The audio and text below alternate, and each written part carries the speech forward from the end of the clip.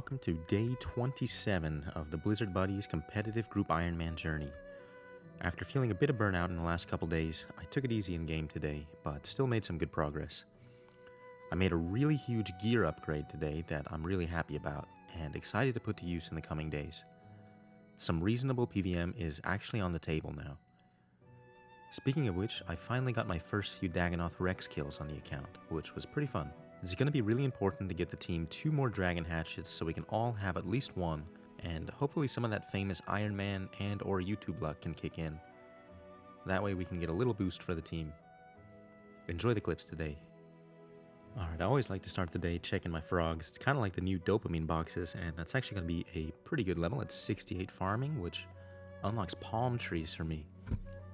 So I'm going to go around the game, go plant these in all the fruit patches that are available to me, and start coconut runs pretty soon here on the Iron. I remember doing that back in the day on Cynthia until I gathered, I don't know, maybe like 5,000 or 6,000 coconuts that I eventually made all into weapon poisons. Pretty much ever since I've done that, I've had weapon poisons for life on that account, so hopefully it'll be the same here, and I can share them with the team as well. Doing a little bit of AFK fishing, and once again, my clanmates are setting me on fire. I think now that I've been putting them in the videos, it's been getting worse and worse. But at least we're still here by the water, so I'm going to try and do the little famous wave 2 with the little fish emojis in the chat. But that's 82 fishing for me. We have a little bit of a plan to potentially get some wilder pies soon. And since I'm the highest fishing and highest cooking, it'll probably be my responsibility to get 85 cooking to be able to boost for those wilder pies. So since I made the alteration necklace last time, fortunately everyone put their moonstones in group storage, and now that gives me a chance to make all the rest of the jewelry. I managed to get the +4 boost that I needed and made the bracelet. So now I can just enchant these, and then we'll have one of each of the big moonstone jewelry pieces. Still going to be a little while longer until we can get the Conjurer's amulets, which will be very helpful for all of our PVM. But you need 79 crafting to be able to boost for that, so that's going to be unlocked around the time I get invention probably. If I get 79 crafting, I might as well get 80, and of course that's the requirement for invention. Also interesting to note, now that I'm putting these in group storage, Ant has got Imkando-matic pieces that he's stored in the group storage, and so he can get duplicates of those and basically save us all the trouble of grinding for that once we get our archaeology levels up to 80. So I think everyone on the team except for me has tier 70 weapons or better now. So I better catch up. I went and did a little bit of dragon bone farming so that I can get enough to do all the rituals I need to get 3,000 vessel souls, at which point I can do the Hermod quest and unlock my tier 70 gear. Alright, this is the last ritual. This took a little while, but at least it was super AFK.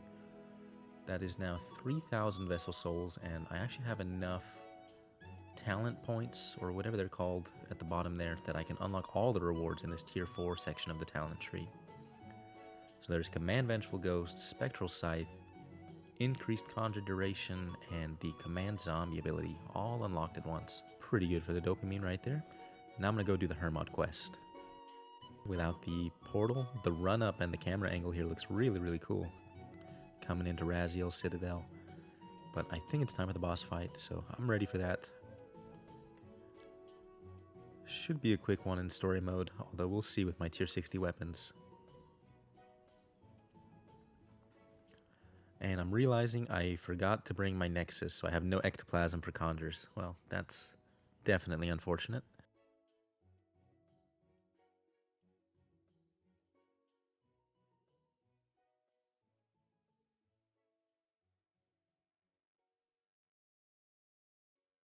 Alright, bit of a slower fight since I didn't have my conjures with me, but it went alright. Didn't use any food or anything. And there is the first Hermod kill of the account. Go ahead and turn in this quest. And we're going to get a Hermotic Plate and a pretty big Necro XP lamp. That should definitely get me a level. Go ahead and claim that right away. 45k XP puts me up to 73 Necro. Not too shabby. With that comes Greater Bone Shield unlocked. Not that that's going to be sustainable anytime soon. Haven't done a lot of rune crafting. And I don't have a lot of pure essence, let alone impure essence. Alright, long overdue that I get my tier 70 upgrades here. Gonna get my cloth. I have the one Hermotic Plate that you get for free from the quest, so I figure the best piece to upgrade is the robe top. I imagine that has the most damage boost out of any of the other pieces, but there we go. There's a tier 70 rope top completed. And oh shoot, I forgot my bars. Alright, once I get the bars out of the inventory, I can clear that placeholder because from here on out it's going to require the greater bars. So no more need for these ensouled bars, and there's a tier 70 death guard made. With that comes the big special attack. That's going to make a lot of the Necro PVM a lot easier. I do have to be careful. I don't want to upgrade all my Necro armors quite yet because I'll get myself defense level locked once again. I still need to get 2 more defense levels. I really got to do that sooner rather than later too, because that's the only thing gatekeeping me from using the damage boosting prayers like piety. So just finished gathering an inventory of spices from the rats in Dave's basement. Orange and brown spices are pretty much the only ones that are useful on an Ironman, I think. I mean, these are the things that boost herb lore and crafting. Basically all your artisan skills. So I tend to just drop the yellow and red ones and just keep as many of the brown and orange ones as I can.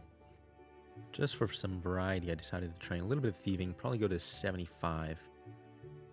And here's the first level. There's 72 thieving. There's 73 thieving. A couple more levels. This goes really fast, and it's also going to give me a lot of money that I'm going to need. I do want to get my summoning level up pretty soon, so that's probably where most of this money will end up going. There's 74 thieving. Oh, that's also one of the level requirements for Clockwork syringe, which I remember to be a big quest. Here we go. I'm just going to turn in my lutations from thieving all these saves. And that should give me 75 thieving, so that should be the Prif Rec done. And just hand in everything for coins, and we'll go ahead and look at the skill guide. Or wait, it's not actually a Prif Rec. I don't know where I got that idea in my head. Alright, this is going to be the last kill of my Dagannoth King Reaper, who did 13 kills. I'll probably stay for another kill or two to see if we can't get lucky on a Dragon Hatchet or a Berserker Ring.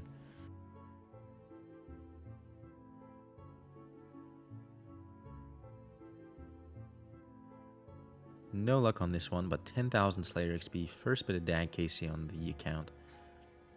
And the bones and hides will come in useful for training prayer or necromancy and even summoning with the hides.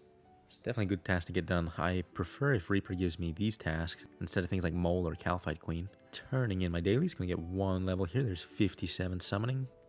I need the inverse of that level. I need 7-5, not 5-7, but that is 1 level closer to that number.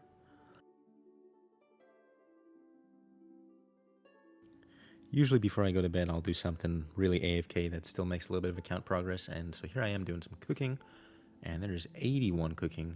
Got about 1.5 million XP banked in cooking, which will get me something like level 87 maybe, and from there I'm definitely going to be able to boost for those wilder pies that we're going to want soon.